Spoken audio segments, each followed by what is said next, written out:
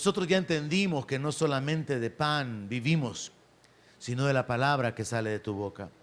Nuestro espíritu necesita ser alimentado, nuestro espíritu necesita ser vivificado por tu espíritu y con tu palabra. Y en esta mañana te pedimos que tú obres en nuestra vida, que tú nos alimentes con tu palabra que es espíritu y que es vida. Señor, mientras meditamos en tu palabra, danos entendimiento, danos inteligencia, ayúdanos para poder atesorarla, para poder saber cómo aplicarla en nuestra vida. Padre, te pido en el nombre de Jesús que me ayudes para exponer tu palabra. Y te pido que tú obres en la vida de mis hermanos y en la vida de cada uno de los oyentes, cada uno de aquellos que puedan ver este mensaje. Yo te ruego, Padre, que por tu Espíritu Santo seas tú aplicando esta palabra en el corazón de tus hijos, de manera que no vuelva vacía, sino que cumpla el propósito para el cual tú la has enviado. En el nombre precioso de Jesús, te lo pedimos y te damos las gracias y bendecimos tu nombre, porque grande es tu misericordia, porque eterno es tu amor, porque abundante es tu gracia para con nosotros. En el nombre de Jesús, gracias Señor, amén. Gloria a Dios. El tema de esta mañana es zarandeados como el trigo. La cita básica, Lucas 22:31. De alguna manera esto está conectado con la guerra espiritual. Hay una relación con el último mensaje que tuvimos la semana recién pasada, donde le hablaba acerca de lo más importante cuando alguien muere. Y ahora pues vamos a enfocarnos en esto de la guerra espiritual, y de este texto quiero extraer literalmente el tema para que usted esté consciente de que nosotros estamos en un conflicto espiritual donde tenemos un enemigo que va a tratar de destruirnos, va a tratar de robarnos, va a tratar de oprimirnos, va a tratar de sumergirnos en las aflicciones y en las dificultades. Pero hay ciertos elementos importantes, ciertos recursos que Dios ha provisto para nuestra vida que tenemos que entender. Y en los próximos días yo voy a estar tocando algunos elementos relacionados con la guerra espiritual en la que nos encontramos. Pero quiero que comencemos a ver el panorama esta mañana con esta meditación basada en Lucas 22:31 y 32. Dijo también el Señor: Simón, Simón, he aquí Satanás los ha pedido para zarandearlos como a trigo. Pero yo he rogado por ti que tu fe no falte, y tú, una vez vuelto, confirma a tus hermanos. El Señor Jesucristo está hablando con el apóstol Pedro, quien generalmente siempre salía o sobresalía por sus actitudes personales, una persona muy impulsiva, una persona con un carácter explosivo, una persona que mostraba un carácter firme, comprometido y hasta cierto punto muy autosuficiente. Y el Señor, aunque le está diciendo de que el diablo los ha pedido a todos los apóstoles para zarandearlos, el Señor le hace saber que particularmente Él ha intercedido por él. Y le hace una encomienda, le hace un encargo, le dice: yo he rogado por ti para que tu fe no falte, y una vez tú hayas vuelto, una vez hayas vuelto en ti mismo y la zarandeada haya terminado, te pido que confirmes a tus hermanos. Estos dos versos nos comienzan a dar algunas luces con respecto al conflicto en que nos encontramos. Y nosotros podemos observar esto. Número uno, Satanás tiene que pedir permiso para poder atacar a los hijos de Dios. Mire, si el diablo pudiera hacer lo que él quisiera y Dios no le pusiera límites, ya hubiéramos sido consumidos, ya no estuviéramos aquí. Pero vemos aquí en la palabra de Dios que el diablo tiene que pedir permiso para poder atacar a los hijos de Dios. Y a través del apóstol Pablo, el Señor nos revela también que Dios nunca nos va a dejar ser tentados más allá de lo que podemos soportar. Y cuando hablamos de tentación, hablamos de problemas, hablamos de necesidades, hablamos de enfermedad, pobreza, peligro, lo que sea, pero también hablamos de tentaciones, ser probados para caer en el pecado. Y la palabra dice que Dios nunca lo va a dejar a usted ser tentado más de lo que usted puede soportar. Esa es una verdad fundamental que usted tiene que conocer. Porque entonces usted va a vivir con esta convicción. Si Dios lo ha permitido, es porque Él sabe que puedo tener la victoria. Pero comenzamos estableciendo esta verdad. Lo mismo que sucedió con Job, en el cual el diablo quiso poner a Dios en contra de Job, está repitiéndose aquí con un hombre de Dios, lo cual establece entonces o fundamenta esta verdad. El diablo tiene que pedir permiso para atacar, para sacudir a los apóstoles, para sacudir a los hijos de Dios. Y eso es algo que usted tiene que tener en mente, en el sentido de que usted no tiene que vivir en temor, porque Dios está en control de todas las cosas. Luego, número 2, Dios permite que el diablo actúe en contra de sus hijos. Dios en su soberanía y en su sabiduría deja que cosas malas nos sucedan. Y a veces nosotros como seres humanos entramos en ese conflicto de ¿por qué a mí, Dios? ¿Por qué? Y actuamos así como que no entendemos las razones, aunque si examinamos puede ser que haya habido malas decisiones o haya pecado en nuestra vida, haya anatema en nuestra vida, pero caemos en esa condición. ¿Y por qué, Señor? No entiendo. Pero muchas veces no será por pecado, muchas veces no será por malas decisiones, será simplemente porque tenemos un adversario y anda buscando a quien devorar, anda buscando a quien destruir. Entonces no podemos caer en esa actitud evangélica, legalista de muchos. Examínese, hermano, porque usted en pecado ha de estar.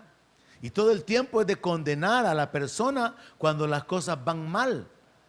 Porque Daniel no había pecado de ninguna manera y tenía gran oposición. El diablo se levanta, el enemigo se levanta para poder estorbar, para poder remover aún a aquellos que están caminando en integridad. O sea que no solamente es un asunto de que por causa del pecado van a venir problemas. Sí es cierto, la Biblia dice que nunca jamás la maldición vendrá sin causa. Pero esa es solamente una de las avenidas por medio de las cuales podemos estar enfrentando dificultades, necesidades o problemas. Pero otra es porque estamos en guerra y el diablo nos odia. Y el diablo es homicida desde el principio. Él está interesado en matar y destruir. Entonces muchas veces el conflicto viene simplemente porque tenemos un enemigo. Pero también tenemos a un defensor y es nuestro Dios. Él es nuestro escudo. Y tenemos que aprender, tenemos que conocer las verdades de la palabra para saber cómo sostenernos. La tercera cosa que podemos extraer de estos dos versos es que el Señor ya conoce el final. Nosotros no sabemos cómo van a seguir las cosas y hablamos en estos términos. A ver cómo terminamos este año, ¿verdad? Yo quiero decirle, Dios ya sabe cómo usted va a terminar este año. Dios ya sabe cómo va a terminar la vida. Porque Él tiene los tiempos en sus manos. Él es el que quita reyes, pone reyes. El corazón del rey está en su mano y a lo que Él quiere lo inclina. Él muda los tiempos. Él puede cambiar las circunstancias en un instante. Entonces yo veo que el Señor ya conoce el final. Vea lo que le dice a Pedro. Tú una vez vuelto, no le dice, y mira Pedro, si logras salir de esta, te voy a encargar algo. No, tú una vez vuelto, o sea, el Señor ya sabe que Pedro va a salir adelante. Pero aplíquelo a su vida. Dios ya sabe que usted puede salir adelante.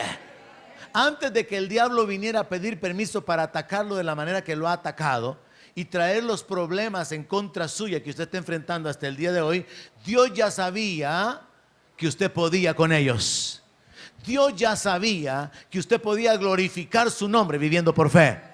Dios ya sabía que el diablo podía ser avergonzado. Fue lo mismo que pasó con Job.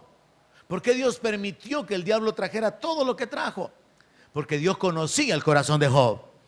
Porque Dios sabía que Job podía soportar la presión y terminar en pie al final, y que Él lo iba a bendecir, Él lo iba a restaurar, Él lo iba a levantar. El diablo iba a terminar avergonzado, Job iba a terminar doblemente bendecido y Dios iba a recibir la gloria.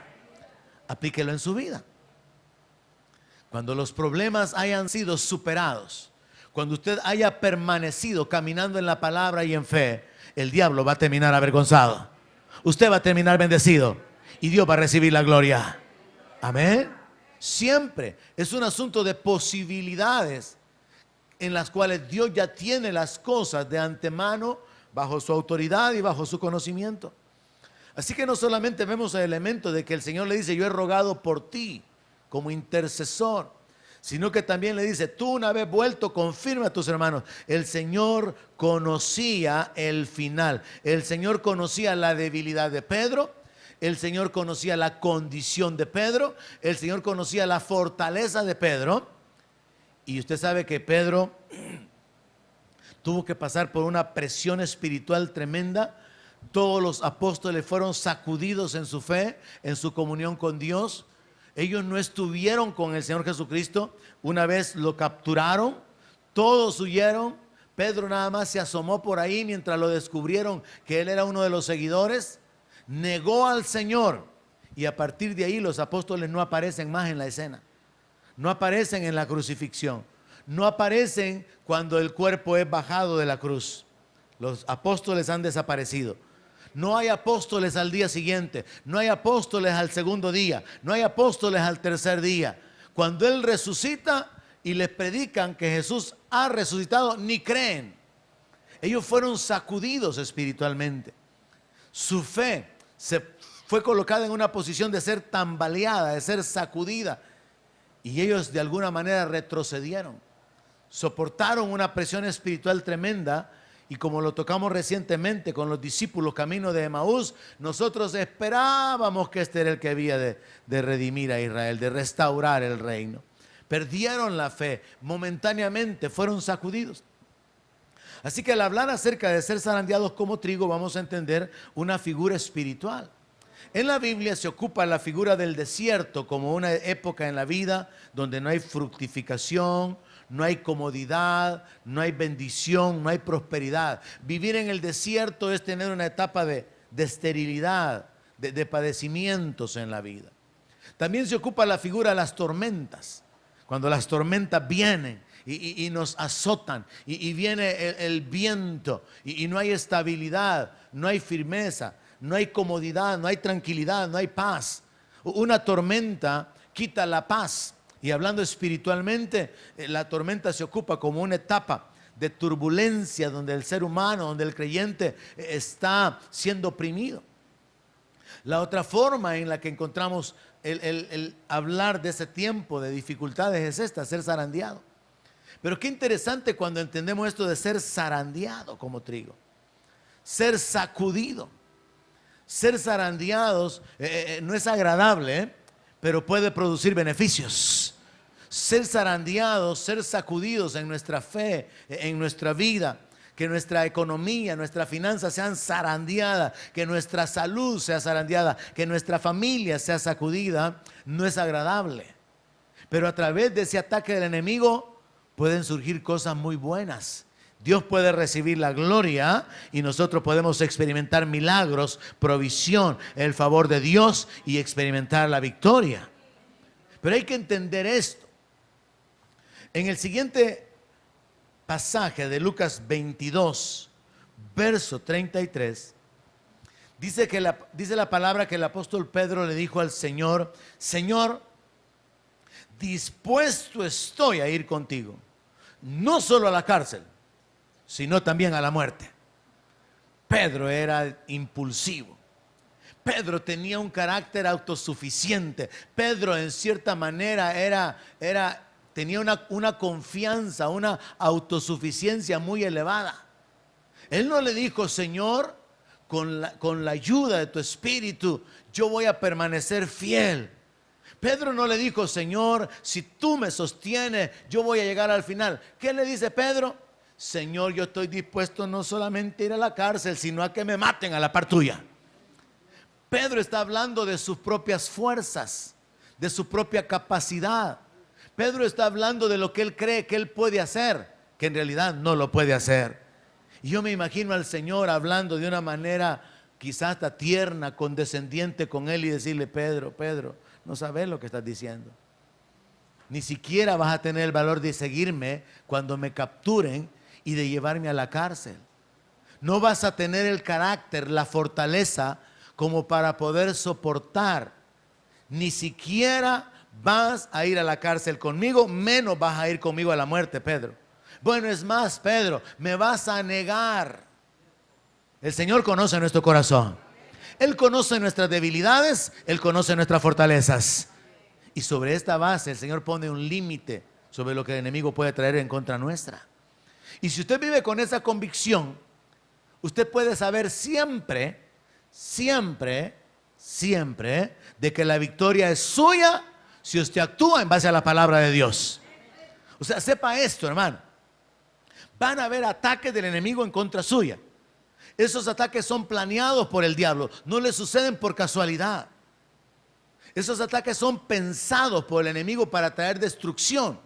Pero Dios pone un límite y Dios los ocupa para que podamos ser fortalecidos, para que nuestra fe crezca, para que ejercitemos nuestra obediencia y para que experimentemos la victoria y su respaldo.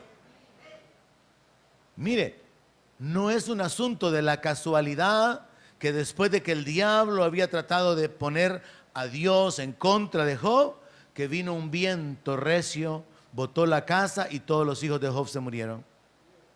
El diablo usó los elementos, porque él es el Dios de este siglo. Posteriormente cae fuego del cielo y una gran cantidad de animales, que era parte de la hacienda que Job tenía, mueren. El diablo causó que cayera fuego del cielo. Dios le dijo al diablo: todo lo que él tiene está en tu mano, pero no toques su vida. Así que el diablo usó los elementos naturales para traer destrucción en contra de Job. Puede sonar a casualidad, ¿verdad? Ir manejando la moto y que una rama se cae. Porque sí, es que está lloviendo y hay viento. Pero esa rama, unos segundos antes, pudieron haberle quebrado el cuello si él choca contra esta rama. Esa rama pudo haberle quebrado la columna. Pero de alguna manera todo está como planeado por el enemigo para traer destrucción, pero también está limitado por Dios para su gloria. Y hay que aprender a ver la mano de Dios aún, hermano, aunque usted pierda las cosas, aunque a usted le roben, lo asalten, esté enfermo, tenga dificultades. Hay que entender, el diablo tiene un conflicto en el cual él quiere mostrarle a Dios que los seres humanos no podemos confiar en él, que no podemos amarle, y va a tratar de robarnos nuestra fe a través de diferentes circunstancias. Pero usted sabiéndolo, sabiendo que usted va a ser zarandeado y sabiendo que tiene a Dios de su lado y que Dios tiene que autorizar los ataques, y en base a la palabra de Dios, usted se puede levantar con una convicción: yo sé que yo voy a ver la gloria de Dios en mi vida. Yo sé que el Señor es mi ayudador. Él me va a sostener. Voy a salir adelante. Voy a ver el respaldo de Dios en mi vida. Pero eso no se logra lamentándose, quejándose, murmurando, sino que se logra con la palabra, permaneciendo en fe y resistiendo al diablo, como dice la Escritura. Así que vemos aquí en la palabra que el Señor no solamente conoce las limitaciones de Pedro, conoce las nuestras. El Señor conoce la capacidad de Pedro y Él conoce las nuestras. Y Él sabe que al final las circunstancias están limitadas para que su nombre sea glorificado. Así que el Señor le revela a Pedro que Él no solamente no va a tener la capacidad de ir con Él a la cárcel, y mucho menos a la muerte, sino que lo va a negar 3 veces. Ahora, podemos observar claramente que en los evangelios se registra un Pedro que tiene una actitud de confianza propia. Y cuando yo veo este texto, Simón, Simón, el diablo los ha pedido para zarandearlo, yo entro en una inquietud. ¿Sobre la base de qué el diablo se ha acercado a Dios a decirle: déjame que zarandee a tus discípulos? ¿Sobre qué base? ¿Sobre qué fundamento? En otras palabras, ¿por qué razón? ¿Por qué motivo? ¿O con qué propósito?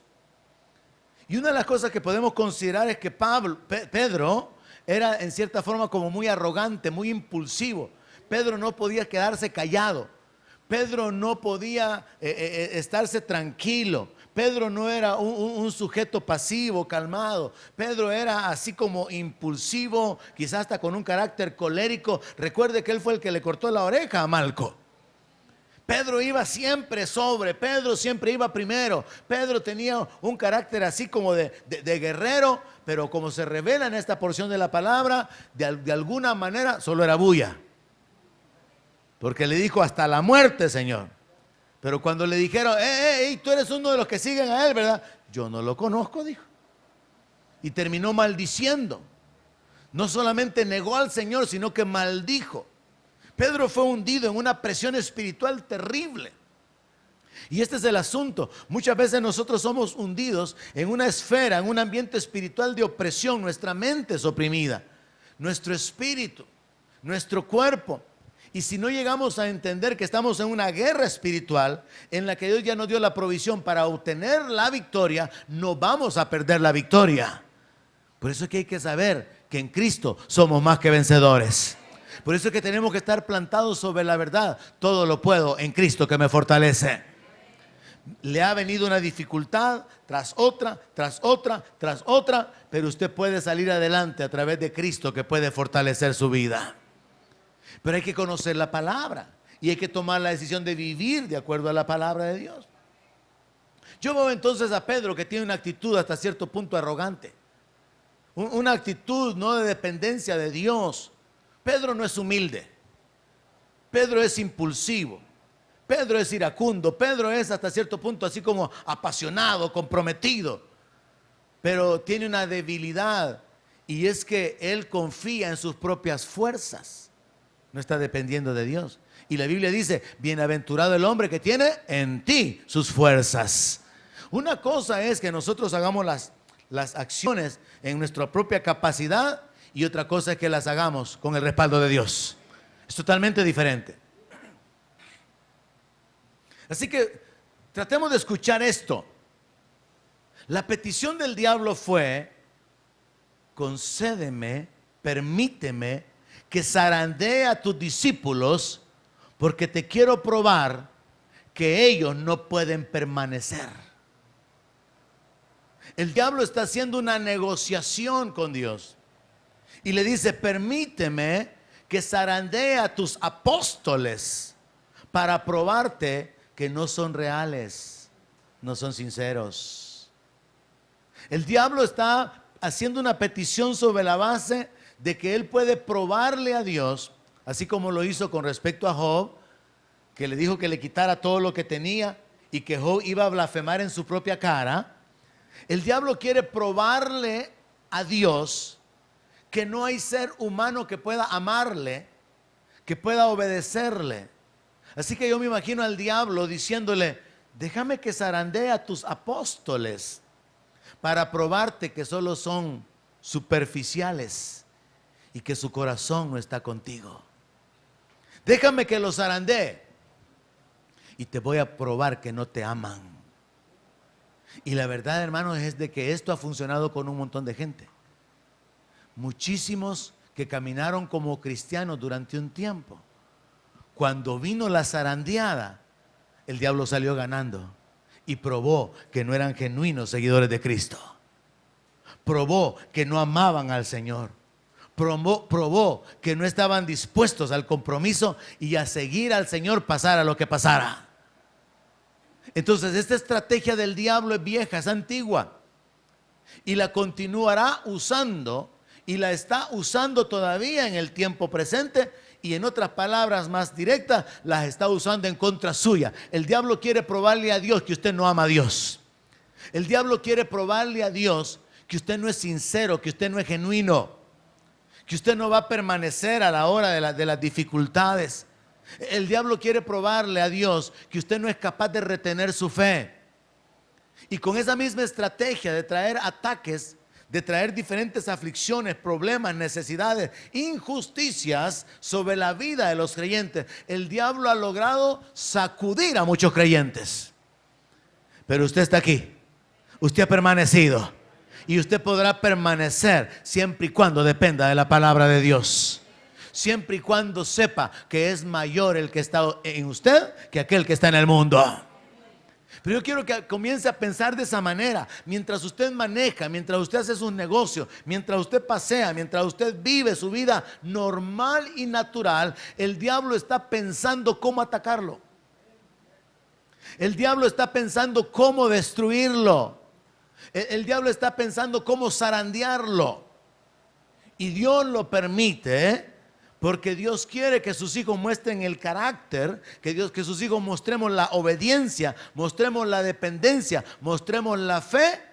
Y por eso la palabra de Dios dice que nuestra fe es más preciosa que el oro. Porque la fe es un tesoro espiritual.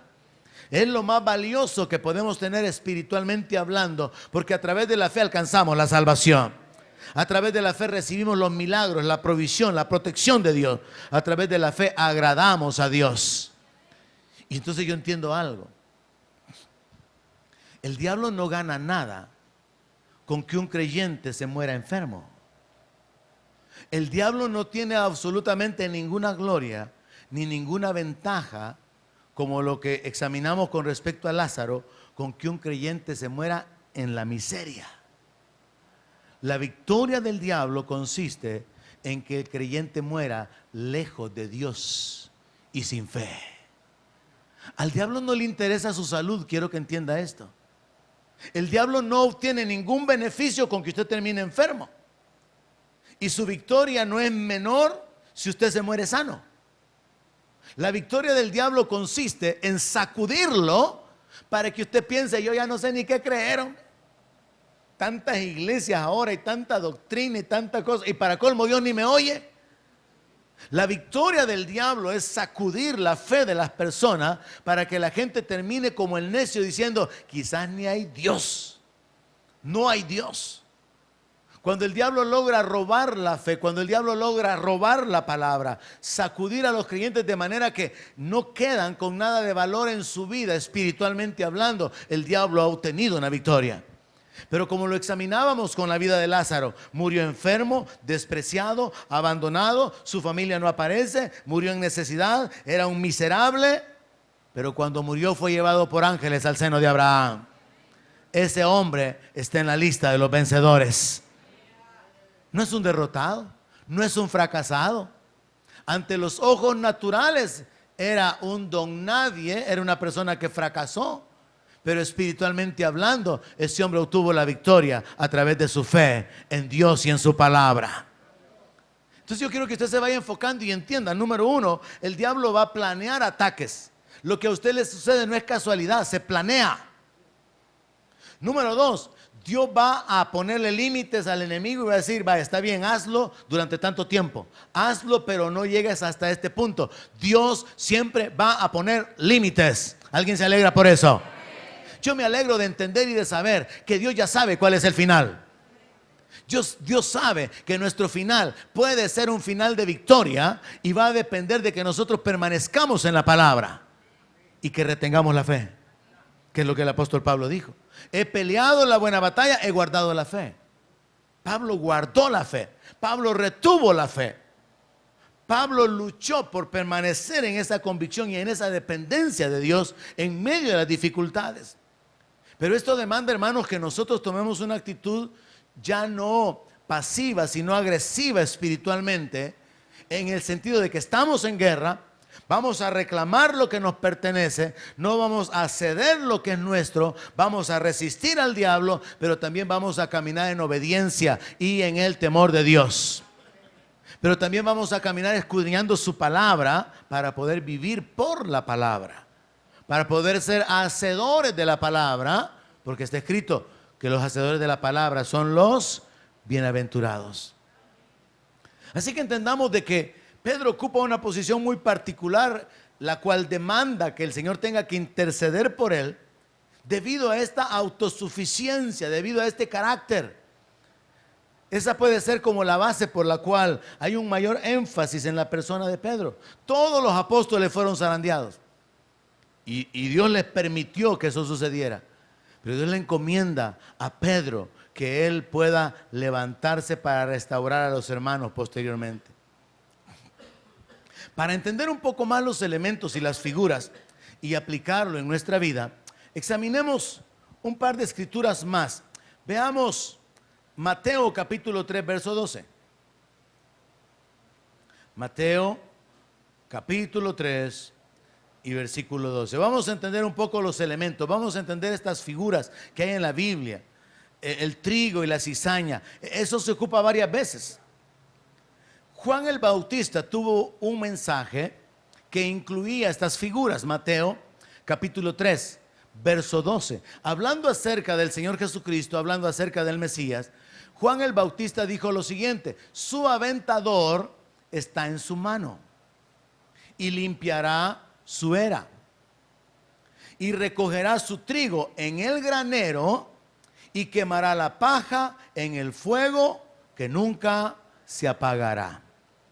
Juan el Bautista no está hablando de que el Señor venía a trabajar en el campo.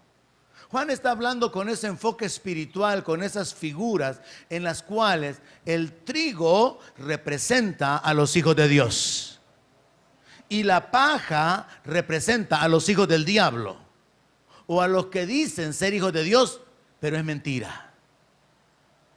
La paja representa algo vano. La paja representa algo que no tiene consistencia, no tiene valor, es hueco. No hay un fruto verdadero en ello. Entonces, en esta declaración que Juan hace, es importante que veamos el elemento de que las figuras que se ocupan representan personas. Y está diciendo que el Señor Jesucristo va a recoger su trigo en el granero. ¿Cuántos son trigo del Señor? Hijos de Dios verdaderos, redimidos, comprados con la sangre del Cordero. Un verdadero hijo de Dios, alguien que le ha entregado su vida, alguien que lo confiesa como Señor, está siguiéndolo, está caminando de acuerdo a su palabra, es transformado en trigo. Pero el que solamente tiene religión, el que tiene moral, el que tiene buena educación, buenos modales, sigue siendo un pecador, sigue estando lejos de Dios, sigue siendo un enemigo de Dios. Es lo que dice la palabra, que a los que creyeron en Él, a los que le recibieron, les dio potestad de ser hechos hijos de Dios. Tenemos que recibirle para que nosotros seamos hechos hijos de Dios. Y en el momento que somos hechos hijos, dejamos de ser enemigos, dejamos de estar lejos y somos hechos cercanos. En el momento que le recibimos y Dios por su Espíritu obra el milagro del nuevo nacimiento, dejamos de ser paja para convertirnos en trigo. Pero es un acto de Dios. Y al final Dios va a juntar el trigo. Mire, usted no se preocupe que a la par suya hayan hermanos que son paja, que son vanos. Usted no se preocupe que usted conoce pastores, que usted conoce predicadores, que usted conoce gente que ministra la alabanza, que trabajan con usted en la maquila, en la empresa, solo son bulla, solo son pantalla. Eso déjeselo al Señor. Él va a juntar el trigo a un lado, Él va a juntar la paja al otro lado. Ese no es su problema. Yo cuando entendí esto hace años, para mí eso dejó de preocuparme. Saber que hay falsos hermanos, saber que hay falsos apóstoles, falsos evangelistas, falsos profetas. Hay una gran falsedad. ¿Por qué? Porque el diablo quiere engañar a los creyentes, porque el diablo quiere traer confusión. Y cuando usted cae en la trampa del diablo, usted va a terminar también siendo apartado de Dios y de la comunión con Dios. Cuando usted ya sabe que hay falsos hermanos, usted no va a andar juzgando, midiendo, analizando, ni mucho menos desmotivándose porque conoce a un par de sinvergüenzas. Yo siempre oigo esto, gente que dice: no, es que yo conozco a un fulano que es así. ¿Y no será que conoce a unos 5 o 10 que no son así? Yo nunca oigo a alguien que tome una posición y diga: es que yo conozco un pastor que realmente es temeroso, cuida su vida y por eso yo quiero seguir a Cristo. No, siempre se agarran de un ejemplo negativo, aunque hayan ejemplos positivos. Porque la intención del enemigo es que la gente dude de Dios por causa de las personas. ¿Y qué tienen que ver con las personas con Dios? Dios es Dios, Él es santo, Él es el Salvador, Él es el Rey, Él es el Señor. La gente sigue siendo pecadora y necesitada de un Salvador. Pero cuando la gente no lo entiende, cae en un conflicto. Usted no caiga en esa trampa, hermano. Que cayó el pastor, cae la congregación. Cayeron los líderes, cae un montón de gente. Se apartan del Señor. Yo recuerdo, yo no era cristiano cuando Jimmy Swaggart cayó en el pecado en el que cayó. Un montón de gente se apartó del Señor. Estaban siguiendo a Jimmy Swaggart, no estaban siguiendo al Señor. Cuando usted sigue a Cristo, usted no se va a caer jamás. Su mujer se puede ir, su marido se puede ir, sus hijos no pueden seguirle, pero usted va a decidir: yo voy a ser fiel hasta el final y mi Dios va a sostenerme. Porque usted sabe en quién ha creído. ¿Hay alguien aquí esta mañana? Es una decisión personal. Pero eso no significa que no va a ser hecha sin problemas, sin presión, sin dificultades. Y cuando usted entiende, o sea que todo lo que a mí me pasa ha sido planeado. Sí, ha sido planeado y ha sido limitado por Dios. Y cuando Dios lo limitó, Dios ya sabía que usted podía obtener la victoria. Y cuando el diablo presentó la solicitud para meterlo a usted en aflicciones, en necesidad y en tentación, Dios le dijo al diablo, sí, pero vas a dejarme esta salida aquí. Y el diablo no puede impedir que no haya salida. Y por eso la palabra dice que Dios no nos va a dejar ser tentados más de lo que podamos soportar, sino que juntamente con la tentación nos va a dar la salida. Pero usted no la encuentra, ¿verdad? Porque hace falta más oración. Porque hace falta más lectura de la palabra. Porque hace falta más sensibilidad a la alianza del Espíritu. ¿Sabe que lo que usted tiene que orar muchas veces es, Señor, ¿dónde está la salida? Y la salida definitivamente, se lo puedo asegurar, no está en donde a usted se le ocurre, sino que la salida va a estar donde a usted menos se le ocurra. Usted va a pensar que el compadre, que es su amigo, que es su hermano, y no es por ahí. Y la salida va a estar por un lado que usted ni lo sospechaba. Aprenda a preguntarle al Señor, Señor, ¿dónde está la salida? Señor, muéstrame la salida. Señor, susténtame, sosténme mientras encuentro la salida. Porque Él dice en su palabra que Él nos va a mostrar la salida. Así que usted tiene que saber que hay una separación. Esta figura nos enseña que el trigo son los creyentes, el granero es el reino. La paja son los falsos creyentes, los falsos cristianos, y el fuego es la muerte segunda. Ahí está. La figura encaja con relación a la eternidad y al plan de salvación. Veámoslo un poco más claro y aún con la explicación del Señor en Mateo 13:24. El tema de esta mañana, zarandeados como trigo. Si usted es trigo, el diablo lo va a querer zarandear. Porque el diablo quiere probar que usted no es trigo. Y Dios va a dejar que el diablo lo zarandee porque Dios quiere probar que usted es trigo verdadero. Pero usted va a tener que determinar, retener su fe, retener su obediencia y retener su amor a Dios. ¿Me está escuchando? Cuando la sacudida venga, lo que va a estar en juego es su obediencia. Cuando la sacudida venga, lo que va a estar lo que va a estar en juego es si usted va a seguir confiando en Dios. Como pasó con Job. Job siguió confiando en Dios. Y la mujercita le dijo, y todavía retenés tu integridad, le dijo. Mire lo que está en juego. Mire, no es su salud, hermano. No es su dinero. No es su felicidad. No es eso. No es su satisfacción de lo que usted ha logrado, de lo que usted es, de lo que usted representa. Lo que está en juego es su integridad delante de Dios. Lo que está en juego es su fe.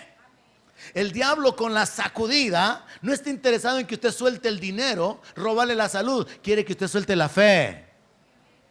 Y si usted suelta la fe, ya perdió. El diablo ya ganó. Pero si usted retiene la fe, usted es un victorioso. Y no importa si se muere enfermo, y no importa si se muere arruinado, no importa si tuvo, después no tuvo y se murió solo pensando que un día tuvo. Pero si retuvo la fe, usted es un vencedor. Porque nada nos hemos de llevar. Porque cuando morimos somos liberados de este cuerpo de muerte.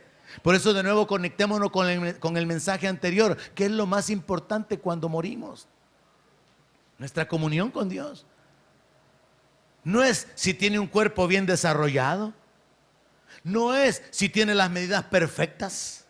No es si tuvo belleza, si fue exitoso, si fue famoso, si alcanzó maestrías y es una persona intelectual admirada por muchos. Eso salió sobrando, se acabó. Y esto es similar, la conexión de la idea principal de esta mañana es similar. Porque lo que importa cuando la sacudida viene no es su salud, su dinero, su felicidad, su paz, su fama. No es la vergüenza de este tuvo y yo ya no tiene. No es eso. Es la fe lo único que importa. Y es la fe la que hay que retener. La integridad, la comunión con Dios, el temor de Dios. Muchos cristianos, cuando ven que la cosa no va bien, que está difícil, caen en la trampa de los esquemas del mundo. Caen en los negocios ilícitos. Caen en los esquemas del mundo, de aquellos aspectos que son ilegales, y terminan de hundirse más. ¿Por qué? Porque dejaron de confiar en Dios. Porque olvidaron que el que hace las Pléyades y el Orión puede abrir un camino también en medio del desierto. Muchos creyentes han caído, han sido sacudidos en la pobreza y en la necesidad y cayeron en lo ilegal. Y después de enredarse en lo ilegal, hasta cayeron en la cárcel. Y después en la cárcel se hundieron más. Y el creyente va hacia abajo, hacia abajo, hacia abajo. Pero hay que aprender a permanecer en la palabra. Hay que aprender a retener la integridad, como en el caso de Job. Porque eso es lo que verdaderamente está en juego. Su fe en Dios. Y que usted termine diciendo, al igual que Job: aunque él me matare, en él esperaré. No entiendo cuándo esto se va a terminar. No entiendo si yo le di lugar al diablo. No entiendo por qué esto ha durado tanto. No entiendo por qué me tocó a mí. Pero entiendo una cosa: mi Dios es mi socorro. Mi Dios es mi ayudador. Y Él tendrá memoria de mí. Amén. En Mateo 13:24 dice, les refirió otra parábola diciendo: el reino de los cielos es semejante a un hombre que sembró buena semilla en su campo. Pero mientras dormían los hombres, vino su enemigo y sembró cizaña entre el trigo y se fue. O sea que la buena semilla es semilla de trigo. Y está hablando de personas. No está hablando de trigo, hermano. En Mateo 13, verso 36, sucede algo similar a lo que pasó con la parábola del sembrador. Los discípulos le piden a Jesús que les explique la parábola. Así que en el verso 36, cuando la gente se había ido, a los discípulos les daba pena preguntarle al Señor en público. Cuando la gente se había ido, Jesús entra en la casa, se acercan a él sus discípulos y le dicen: Señor, explícanos la parábola. Explícanos esto de la parábola de la cizaña del campo. Y entonces el Señor, de una manera bien clara, establece las siguientes ideas. El que siembra la buena semilla es el Hijo del Hombre, Jesús. El campo donde se siembra la semilla es el mundo. La buena semilla son los hijos del reino, o sea, el trigo. Y la cizaña son los hijos del malo. ¿Cuántos ya saben que hay cizaña? ¿Cuántos ya saben que hay trigo? ¿Y que está hablando de personas? Jesús está hablando de gente. Jesús está hablando de creyentes y no creyentes. Jesús está hablando de cristianos y de mundanos. Jesús está hablando de gente que decide obedecerle y de gente que decide vivir a su manera. Y cuando yo veo al Señor Jesucristo haciendo esa diferencia, esa separación, a mí me interesa, yo en lo particular, a mí me interesa ser hallado en el grupo de los hijos del reino, de la gente del reino, del trigo, de los hijos de Dios. Y sé que hay cizaña, sé que hay gente que es como la paja. Sé que hay gente que tiene apariencia de piedad. Sé que hay gente que es hipócrita, que finge para hacer negocios. Algunos se fingen cristianos. Para salir de la cárcel, algunos fingen que se han convertido. Para obtener dinero, algunos fingen que son predicadores. Usted tiene que tenerlo ya claro. Pero de lo que usted tiene que preocuparse no es de que si aquel es o no es. Preocúpese de que usted es trigo. De que usted es hijo de Dios. De que usted es parte de la gente del reino. A usted que le salga sobrando cómo viven los demás. Si usted va a dar cuenta de su propia vida, no va a dar cuenta del otro. Amén. Ahora vemos al Señor hablando de una forma muy clara. Él es el sembrador. El mundo es el campo. Y el trigo son los creyentes. Son los nacidos de nuevo. Son los hijos de Dios.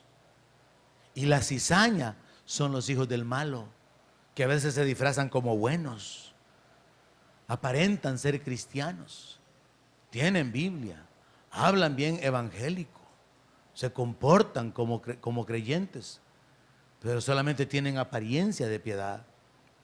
Entonces veamos esto. El Señor explica que estas figuras que se ocupan en la parábola, en realidad son referencias a personas. Así que cuando el Señor le dice a los apóstoles, Satanás los ha pedido para zarandearlos como al trigo, entendamos que está hablando de meter a los creyentes en tribulación. Está hablando de meter a los cristianos bajo presiones económicas, de salud, familiares, sociales, de violencia, de muerte. Meter al creyente en un ambiente, en circunstancias difíciles. Mire, ¿qué es lo que el diablo tocó en la vida de Job? Tocó sus finanzas, tocó su salud, tocó sus hijos, tocó su posición, porque él era un hombre respetable, pero una vez estaba enfermo y arruinado, dice que hasta los amigos se olvidaron de él. Y la gente que tenía un concepto elevado sobre él, ahora lo veían como si nada. Mire, entienda de qué manera el diablo hundió a Job en una experiencia que cubría todas las áreas y tenía un solo propósito: que Job dudara de la bondad de Dios. Y el diablo lo ha logrado. Ha causado que mucha gente dude que Dios es bueno, que dude que Dios existe, que dude que Dios es juez y que va a traer todas las cosas a juicio. El diablo ha logrado que mucha gente dude de la misericordia de Dios, que duden del amor de Dios. Porque en ese tiempo de estar siendo zarandeado y usted no ve la suya, y usted ve las dificultades, y están apenas sobreviviendo con un sueldo mínimo, y para colmo se lo roban, y le venden algo y no funciona, y se viene una tras otra, tras otra, tras otra, y usted no ve la salida, y usted está oprimido, y seguir creyendo que Dios es bueno, y seguir alabándolo por su misericordia, no tiene lógica, no tiene sentido, no cuadra. A menos que usted viva con esa convicción: estoy siendo zarandeado por el enemigo porque quiere robarme la fe. Dios le ha puesto un límite, en algún lugar hay una salida y tengo la victoria en el nombre de Cristo. Solo eso puede causar que una persona siga adelante, ¿verdad? Solo esa convicción y esa determinación puede causar que alguien pase una etapa de años de necesidad y luego ser levantado y luego decir: yo viví tantos años de tal manera y yo no sé ni cómo pasé por ahí, yo no sé ni cómo hacía, pero Dios sí sabe cómo puede hacer, Dios sí sabe cómo sostenerlo. Pero lo que está en juego es la fe. Así que el ser zarandeados tiene como propósito apartarlo. Muchos de nuestros hermanos en estos 21 años que tenemos como congregación de ir permaneciendo fueron zarandeados. No soportaron la sacudida. Algunos no soportaron el divorcio, se fueron los dos. Algunos no soportaron el manejo de las circunstancias de pobreza, de deuda, desaparecieron. Otros no soportaron la presión de salud, no están aquí. Pero cuando uno entiende, el diablo me va a zarandear, pero Jesús le va a poner un límite y me va a dar la salida, tengo la victoria en la palabra, voy a decidir permanecer. Voy a esperar hasta que Dios termine su obra en mi vida. Voy a examinar para corregir lo que tenga que corregir. Voy a fortalecer lo que tenga que fortalecer y voy a hacer morir lo que tenga que hacer morir. Porque también es un asunto, hermano, de que al caminar en la palabra tenemos que saber qué es lo que tenemos que cambiar. Porque usted no puede esperar que las cosas cambien si usted no cambia ciertos hábitos, si usted no fortalece algunas áreas. Quizás orar más, quizás volver a su condición anterior, cuando usted ponía música y se ponía a adorar a Dios y se ponía a cantar, se encerraba usted solo en su cuarto. Quizás volver a aquel tiempo donde tenía una disciplina y usted en las noches pasaba media hora leyendo la palabra, sacaba sus notas. Quizás hacer morir aquellos aspectos que están debilitándole espiritualmente, hábitos, conductas o amistades que le están robando, que le están minando su temor de Dios. Apartarse de aquella gente que no lo edifica y que usted no los está edificando tampoco, sino que lo están drenando espiritualmente, lo están vaciando. Porque usted ya se acomodó a hablar vulgarmente, ya se acomodó a pensar como el mundo, ya se acomodó a que esto es normal, aquello también y aquello también. Así que entrémosle a lo normal y corre con el mundo, porque no entiende que Jesús hace una separación. Esto es trigo, esto es cizaña. Y aún habiendo hecho la separación entre el trigo y la cizaña, el diablo va a venir a tratar con el trigo. Mire qué interesante. El diablo no trata con la cizaña. El diablo trata con el trigo para sacudirlo y lograr que pase al otro lado. El diablo precisamente ha planeado afectar sus finanzas, afectar su vida, afectar su familia, para que usted pierda su fe. Y algunos hijos del diablo van a venir directamente y le van a decir: mira, ahí no te has puesto a pensar, ¿y por qué Dios no te ayudó vos? Así directamente le van a decir. Le van a decir: mira, ¿y dónde está el Dios al que te vas a adorar y que te vas a cantarle, pues? ¿Y por qué Dios no te defendió vos? Para hacerlo dudar, para sacudirlo. Pero ahí es donde se necesita la convicción personal. Yo sé que mi Redentor vive. Yo no entiendo qué está pasando, pero una cosa yo sé: Él es el Rey del universo. Él es el Señor de la creación. Una cosa más yo sé: soy trigo y voy a permanecer como trigo. Y aunque me zarandeen, no voy a hacer cizaña. No voy a resultar vano. Voy a retener mi fe. Voy a retener mis convicciones. Cuando el creyente entiende que los ataques, los padecimientos que vienen, las pruebas, las dificultades, las injusticias, tienen como propósito robar la fe, el creyente puede reaccionar y decir: o sea que aquí el asunto no es el dinero, ni la salud, ni la fama que tenía, ni la posición que tenía, ni la admiración. No, aquí el asunto es la fe. Primera de Pedro, capítulo 1, verso 7. El apóstol Pedro, habiendo experimentado en su propia vida esa presión, esa opresión espiritual, esa sacudida en su espíritu, en su ser, en su mente, que lo llevó a negar al Señor Jesucristo, él habla en una de sus cartas acerca de padecer como cristianos. Ahora Pedro tiene experiencia porque él ya padeció, y entonces él nos habla acerca de que ninguno padezca como malhechor, pero que si padece como cristiano, que le dé gloria a Dios. Y Pedro incluso toca este aspecto acerca de padecer por un poco de tiempo. En primera de Pedro, capítulo 1, verso 7, Pedro escribió esto: para que sometida a prueba vuestra fe, mucho más preciosa que el oro, el cual aunque perecedero se prueba con fuego, sea hallada en alabanza, gloria y honra cuando sea manifestado Jesucristo. Entendamos qué está diciendo Pedro. Pedro está diciendo que su fe va a ser probada. Dios ya conoce su fe. Dios no necesita probar su fe. Entendamos esto y hagamos una separación con respecto a esto. Dios prueba el corazón, Dios prueba la mente, pero aún esto tiene la siguiente la siguiente circunstancia muy particular que hay que entender. Dios ya conoce aún la palabra que no ha salido de nuestra boca. Dios sabe lo que hay en nuestra mente y en nuestro corazón. Entonces, en ese sentido, Dios no necesita probarlo, porque Dios ya sabe lo que hay dentro de nosotros. Pero cuando en la Biblia encontramos ejemplos así como Dios probó a Abraham, esa prueba que Dios hace en realidad es para dar una manifestación visible que sirva de ejemplo a otros, porque Dios ya sabe cómo estamos. Dios sabe si usted le ama, si usted confía en Él. Dios sabe si usted está esperando en Él. Dios sabe todo acerca de usted. Pero Dios prueba la mente y el corazón. Pero la fe es probada por el diablo. Dios no prueba la fe. La fe es probada por el diablo a través de las aflicciones. Y aquel que tiene una fe verdadera va a soportar insultos, pobreza, amenazas, necesidades, abandono, humillación, y va a seguir parado diciendo: Él me sostendrá.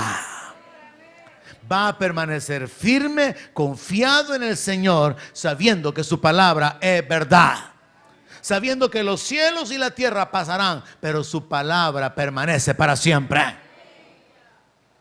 Entonces es necesario que bajo el enfoque del conflicto espiritual en que nosotros estamos, entendamos que es una decisión permanecer por fe. Yo decidí vivir por fe. Yo decidí renunciar a mi trabajo y entrar en el ministerio a tiempo completo. Yo decidí seguir a Cristo. Yo decidí servir al Señor por la fe. Yo decidí esperar el cumplimiento de su palabra en mi vida. Yo también puedo decidir, hasta aquí llego. Ya no continúo. Yo decido si sigo al Señor o no. Jóvenes, ustedes tienen que decidir, como dice la palabra. Bueno le es al hombre llevar el yugo desde su juventud, pero ustedes deciden. Muchos son los viejos que dicen: no, hombre, es que yo perdí mi vida, y si yo hubiera entendido y hubiera seguido al Señor, me hubiera librado de esto, de aquello y de aquello. Pero como no se tiene la sabiduría para poder tomar decisiones mientras se es joven, entonces es necesario entender que es una decisión. Uno decide seguir al Señor y uno decide dejar de seguir al Señor. Amén. Es su decisión personal. Uno decide qué va a hacer con su vida. Uno decide si va a servir, si va a ser fiel. Uno decide si va a ser solamente durante un tiempo. Uno decide si va a ser sincero, si solamente va a ser de apariencia. Es su decisión. Y cuando la prueba viene y la dificultad viene, uno es el que dice: me rindo, hasta aquí llegué, ya no continúo. O uno es el que toma la decisión: voy a continuar adelante porque yo sé que Dios es bueno, porque yo sé que Dios es fiel, porque yo sé que para siempre es su misericordia, porque yo sé que Él es poderoso para hacer las cosas más allá de lo que pido y entiendo. Voy a seguir confiando en Él. Pedro entonces habla acerca de que la fe va a ser probada. Y dice que cuando la fe sea sometida a prueba, y la compara como algo mucho más precioso que el oro, dice de que esa fe tiene que ser hallada en alabanza, gloria y honra cuando sea manifestado Jesucristo. Una de las formas prácticas de aplicar esto en nuestra vida en el tiempo presente es esta: ¿cómo actúa usted cuando esté en problemas? Muchos hermanos a mí me dicen: no, pastor, es que tengo problemas, por eso no he llegado a la iglesia. Yo le digo: no, hombre, debería llegar más, para orar más, para adorar más a Dios y para conocer más de la palabra. Pero mucha gente cuando esté en problemas: es que estoy arreglando unos problemitas, me dice, por eso no he llegado. Pero ahí voy a llegar, me dice, y me prometen que van a venir como que si yo voy a ganar algo. No, pero ahí voy a llegar, pastor. Pero mire, lo estoy viendo en la internet, me dice. Gran cosa, les digo yo. Cuando su fe es puesta a prueba, cuando usted está en las dificultades, cuando usted está oprimido, cuando usted está en necesidad, cuando no hay solución, cuando aparentemente no hay salida, ¿qué hay en usted? ¿Qué hay en su vida? ¿Hay alabanza? ¿Hay acciones de gracias? ¿Hay adoración? Y yo he aprendido que quien no adora a Dios cuando está saludable, no lo va a hacer cuando esté enfermo. Todos aquí estamos sanos, todos estamos aquí con nuestros miembros que pueden funcionar, todos podemos ponernos de pie, todos podemos levantar nuestra voz, pero hay gente que tiene limitaciones, y allá en las limitaciones es que si Dios me sanara, yo le serviría. Si Dios me diera otra oportunidad, si Dios me diera vida, pero mientras la tenemos, no la aprovechamos para servir a Dios.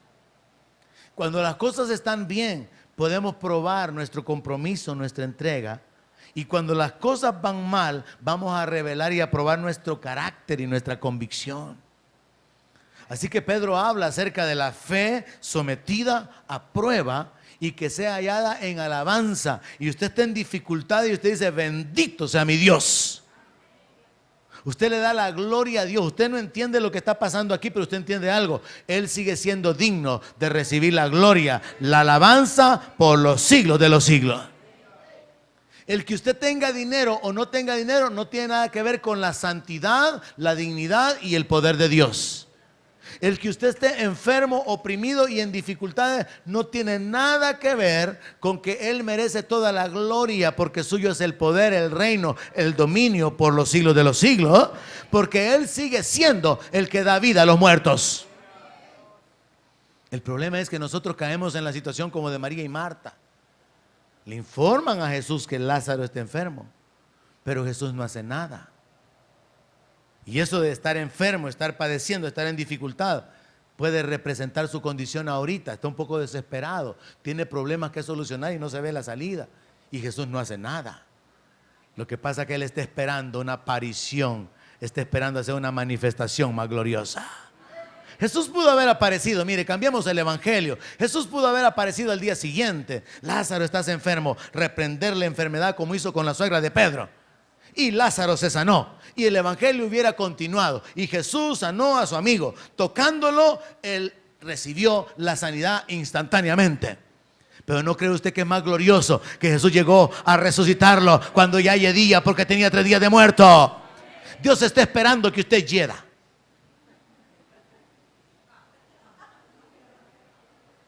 Recíbalo en el espíritu.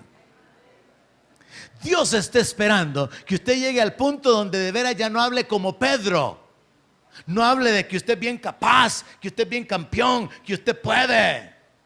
Porque ese es el problema de muchos creyentes. Pedros hablan más de la cuenta. Yo tengo una gran fe. Yo sé que me levanto. En vez de decir yo sé que Él me levantará. Muy diferente, hermano. Muy diferente a que un cristiano diga yo sé que mañana me levanto, a que alguien diga yo confío, Él me levantará. Bien diferente, hermano. Entonces hay que ver este asunto del conflicto espiritual y saber que a nosotros nos corresponde seguir dependiendo de Dios, pero no de una manera pasiva, sino con expectativa, basado en la palabra, basado en sus promesas, sabiendo que hay un adversario, sabiendo que hay algo planeado, sabiendo que hay un propósito o un fin que el enemigo quiere alcanzar, y entonces nos enfocamos en ese fin y retenemos nuestra fe, seguimos alabando a Dios, seguimos bendiciendo su nombre, seguimos sirviéndole, porque hay muchos que dejan de servir cuando hay problemas. Muchos dejan de honrar a Dios con sus finanzas cuando hay problemas. Esa es una de las áreas de más problemas para la gente, el dinero. Y fue Jesús el que dijo, denle al César lo que es del César y a Dios lo que es de Dios. Mire que no dice denle al pastor lo que es del pastor, dice a Dios.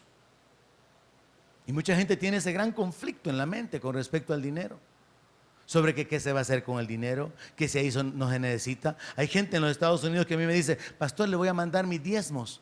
Yo le digo, ¿y por qué? Si usted se congrega allá. No, es que allá lo necesitan más que aquí. Vaya, necesitados, acabados, me dijo en un ratito así. Es que ustedes lo necesitan más allá que aquí. Es que no es un asunto de necesidad, es un asunto de un pacto, es un asunto de que usted siembra donde usted es alimentado. Usted no come en McDonald's y se va a pagar a burger. Es absurdo. Entonces hay gente que piensa que es un asunto de necesidad. Dan cuando hay necesidad. No, el Hijo de Dios honra a Dios porque sabe que Dios honra a los que le honran. Sabe que Él es el que bendice la obra de sus manos. Sabe que es un asunto de entender. Usamos la tierra de Dios, el aire de Dios, los elementos de Dios. Todo es de Dios y al final le honramos voluntariamente y Dios todavía viene y nos bendice y multiplica lo que le damos. Pero muchos nunca, jamás llegan a experimentar esa realidad. Porque cuando todo está bien y todo está más o menos en control, no lo hacen. ¿Cómo lo van a hacer cuando estén en necesidad? La fe tiene que ser puesta a prueba. A ver si usted sigue siendo fiel con sus finanzas, con su adoración, con su servicio, con su alabanza, cuando las cosas van mal. Ahí es donde se prueba realmente el carácter del creyente, que retiene la fe. Podemos ir concluyendo entonces entendiendo que el diablo quiere probar algo, hermano. Que el ser humano no ama a Dios. El diablo quiere probar algo. Que el ser humano no puede retener la fe cuando vienen los problemas. El diablo quiere demostrarle a Dios que nadie le puede servir sino es por intereses egoístas. Y la victoria nuestra consiste en que nosotros podemos amarle porque Él nos amó primero, porque entendemos que Él nos ama con amor eterno. Podemos amarle sin haberle visto, porque experimentamos su gracia, su favor y su respaldo en nuestra vida. Y tenemos la convicción de que un día le veremos cara a cara, tal como Él es. Y esa convicción nos va a permitir seguir adelante. Una convicción que para nosotros es más fácil retenerla que para los antiguos, hermano. En el sentido de que los judíos esperaban que el reino se consolidara, pero nunca había habido un reino antes.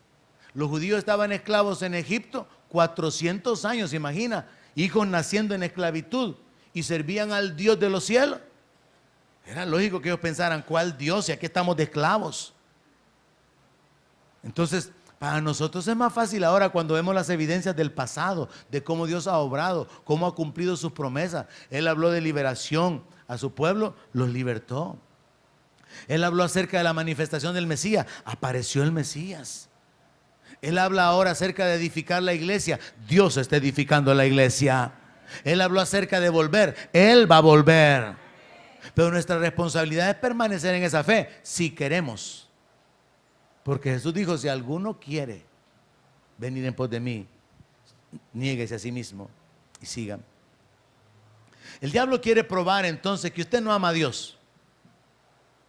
El diablo quiere probar que usted no va a retener la fe cuando tenga problemas. Entonces enfóquese de esta manera, porque todos y cada uno enfrentamos la misma situación.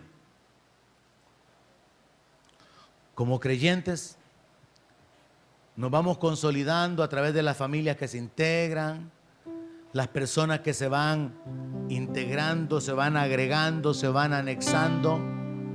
Y se comienza un caminar de fe en las promesas, en los mandamientos. Se comienza un caminar donde vamos viendo la mano de Dios, milagros de protección, de provisión, de sanidades. Vamos viendo la mano de Dios, vamos viendo la gracia de Dios, vamos viendo el favor de Dios. Pero hay etapas donde no se mira la provisión, no se mira la ayuda de Dios.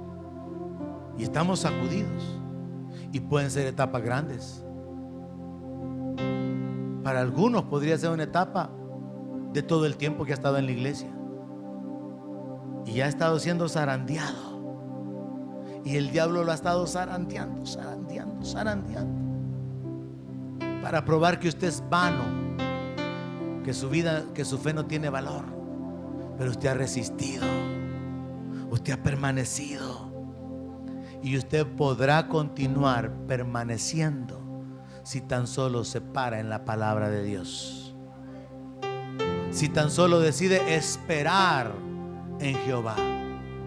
Esperar en que lo que Él ha dicho se cumplirá. Me gusta esta frase que ocupaban algunos profetas: porque la boca de Jehová lo ha hablado.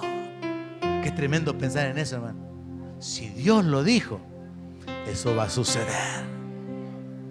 Él dijo que Él volvería, Él volverá. Él dijo que los cuerpos van a resucitar siendo transformados, siendo glorificados. Los cuerpos van a resucitar transformados.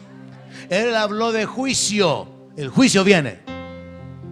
Él habló del infierno, hay un infierno. El Señor Jesús enseñó que si nuestra mano nos hacía caer, si nuestro ojo nos hacía caer, había que cortarlo para no entrar enteros al infierno, sino entrar mancos o cojos o ciegos a la eternidad, porque allí hay restauración al inicio. Pero es una decisión. Yo quiero que esta mañana concluyamos la meditación de la palabra bajo este enfoque. Muchos de los problemas que usted tiene ahorita fueron planeados, fueron pensados, fueron programados por el diablo. Algo otro usted solito se lo buscó, pero dejemos eso a un lado. El televisor que debe, eso no fue el diablo, fue usted. No me esté metiendo al diablo ahí. Es que el diablo me hizo emocionarme. Nada. Muchas de las dificultades que usted tiene son debidas a que hubo un enemigo que planificó tiempos, acciones, personas involucradas, circunstancias para detenerlo, oprimirlo, afligirlo o angustiarlo. Y la meta es que usted sea parte de Dios. Pero usted tiene que decidir si va a seguir confiando en Dios, sabiendo que la victoria está disponible, o si usted tira la toalla y renuncia a continuar esperando en Dios. Quiero que lo piense de esa manera para que lo aplique en su vida ahorita mismo. Un enemigo planeó y pensó lo que a usted le está pasando ahorita, pero su Dios pensó y planeó a dónde Él va a llevarlo y a dónde Él va a levantarlo, y puso límites y puso una salida. Y lo menos que usted puede hacer esta mañana es decirle: Señor, tu palabra dice que hay una salida y yo necesito saber dónde está. Yo necesito que me muestres esa salida. Padre, tomo la decisión de seguir confiando en ti. Padre, tomo la decisión de continuar permaneciendo y esperando en tu palabra. Quiero darte a ti la gloria, quiero darte a ti la alabanza, y quiero que tú te manifiestes en mi vida dándome. Donde mi palabra sea su alimento, allí quiero morar.